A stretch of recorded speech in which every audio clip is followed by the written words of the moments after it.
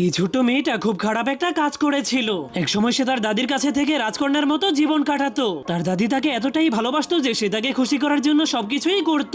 একদিন তার দাদি তাকে একটা বিড়াল ছানা উপহার দেয়, যা পাওয়ার পর মেয়েটা অনেক খুশি হয়ে গেলেও সময়ের সাথে সাথে সবকিছু ভয়ঙ্কর ভাবে বদলে যেতে শুরু করে। কারণ সেই বিড়ালটাকে আনার পর থেকেই দাদি তার নাতনিকে ভুলে গিয়ে সবসময় সেই বিড়ালটাকে নিয়েই পড়ে থাকতো। এমনকি এখন সেই ছোট্ট মেয়েটাকে দাদি ঠিকমতো খাবারও খেতে দিত না, কারণ সে সারাদিনই বিড়ালটাকে মজার মজার খাবার খাওয়াতে ব্যস্ত থাকতো। যার কারণে এসব দেখে মেয়েটার সেই বিড়ালটার উপর অনেক হিংসে হতে শুরু করলে সে ওই বিড়ালটাকে মেরে ফেলার সিদ্ধান্ত নেয়। কিন্তু প্রথমবার সে বিড়ালটাকে মারতে গিয়ে তার দাদির কাছে ধরা খেয়ে গেলে তার দাদি তাকে ভয়ঙ্কর একটা শাস্তি দিয়ে দেয়। কিন্তু এরপর একদিন বিড়ালটা সেই মেয়েটার সব থেকে প্রিয় খেলনাটাকে ভেঙে ফেলে, যার কারণে মেয়েটা দাদির কাছে বিড়ালটার নামে বিচার দিতে শুরু করলেও দাদি তার কোনো কথাই শুনে না। এই জন্য মেয়েটার ধৈর্যের সীমা ভেঙে গেলে সে প্রচন্ড রেগে বিড়ালটাকে রান্নাঘরে নিয়ে ব্যাগের মধ্যে ভরে দেয়। সে সিদ্ধান্ত নিয়েছিল এবার সে যেভাবেই হোক বিড়ালটাকে শেষ করে দিবে। কিন্তু সে বিড়ালটাকে পানিতে ডুবিয়ে মারতে গেলেই হঠাৎ করে সে তার দাদির গলার আওয়াজ শুনতে পায়।